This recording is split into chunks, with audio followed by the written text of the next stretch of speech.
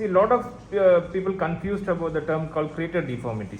First, we tell you why crater deformity is happening, and then what is the treatment for the crater deformity and how to prevent crater deformity.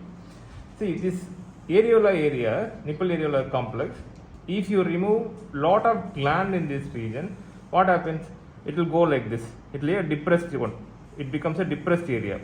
So, why it is happening? See, normal teaching for any gynecomastia surgery, we have to leave a thin rim of gland under the areola, so that what happens is you won't get a crater deformity and areola won't get deformed. So when people say example, this skin thickness is so much and leaving a little bit of gland won't give a uniform structure. What happens? Then it goes in. Because this skin thickness is more, this skin thickness is more, this skin thickness is more. So when you leave a little bit of gland, that will become a depressed one.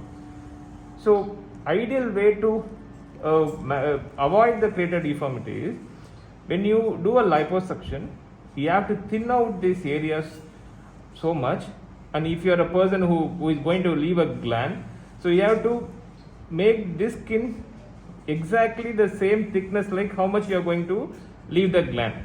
Okay, if you are doing that kind of a surgeries. But here what we do is, we never leave any glandular structure. We do a liposuction all around. We make the skin so thinner. This is the muscle border.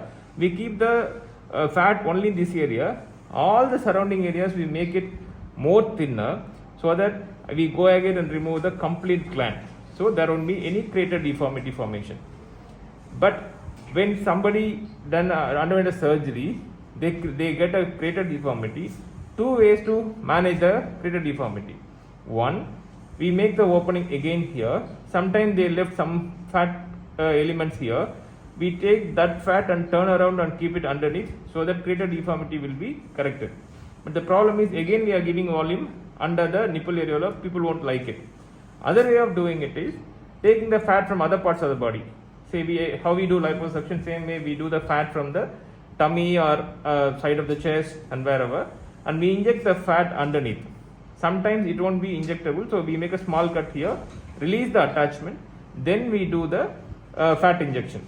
The second way of doing is, instead of injecting the fat here, we make this area more thinner to match the remaining gland whatever they left. So the crater deformity becomes uniform. So we are thinning this area so that depression won't be evident. Sometimes combination of both. We thin this area as well as inject a little bit of fat, so that the crater deformity will be corrected. So this is the way we manage the crater deformity. I hope you understand how to avoid the crater deformity if you are a plastic surgeon doing the surgery. Hope it will be a useful video. Thank you.